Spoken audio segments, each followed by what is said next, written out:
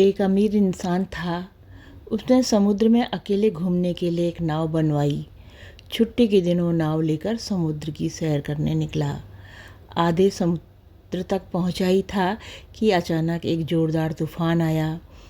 उसकी नाव बुरी तरह से तहस नहस हो गई, लेकिन वो लाइफ जैकेट की मदद से समुद्र में कूद गया।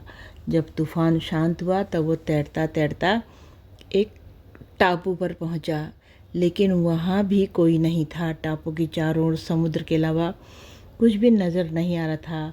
उस आदमी ने सोचा कि जब मैंने पूरी ज़िंदगी में किसी का कुछ भी बुरा नहीं किया है तो मेरे साथ ऐसा क्यों हुआ। उस इंसान को लगा कि अगर प्रभु ने मौत से बचाया है तो आगे का रास्ता भी प्रभु ही बताएगा। धीरे धीरे वो वहाँ पर उगे फल फूल पत्ते खाकर दिन बिताने लगा। अब धीरे धीरे उसकी आस टूटने लगी, प्रभु पर से उसका भरोसा उठने लगा। फिर उसने सोचा कि अब पूरी ज़िंदगी यही इस टापू पर ही बितानी है तो क्यों ना मैं एक झोपड़ी बना लूँ। फिर उसने झाड़ की डालियाँ और पत्तों से एक सुंदर छोटी सी झोपड़ी बनाई। उसने मन ही मन कहा कि आज से झोपड़ी में सोने को मिलेगा, आज से बाहर नहीं सोना पड़ेगा। रात हुई थी कि अचानक मौसम बदला। बिजलियाँ ज़ोर ज़ोर से कड़कने लगीं। तभी अचानक एक बिजली उस झोपड़ी पर आ गिरी और झोपड़ी धधकते हुए जलने लगी। ये देखकर वो इंसान टूट गया। आसमान की तरफ देखकर बोला, हे प्रभु, ये तेरा कैसा इंसाफ है। तूने मुझ पर अपनी कृपा की दृष्टि क्यों नहीं की।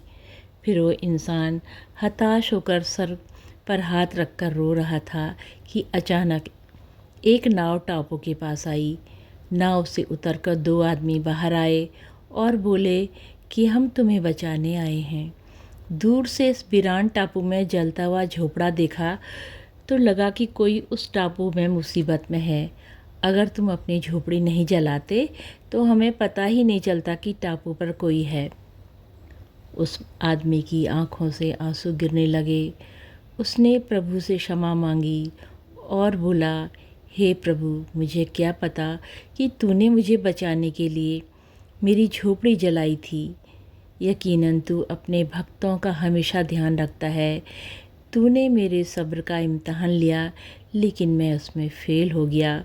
मुझे क्षमा करना प्रभु, मुझे क्षमा करना प्रभु। दिन चाहे सुख के हों या दुख के, प्रभु अपने भक्तों के साथ हमेशा रहता है। जय कृष्णा, जय श्री राधे, जय श्री राधे, जय श्री कृष्णा। प्रभु कल्याण करना, प्रभु कल्याण करना।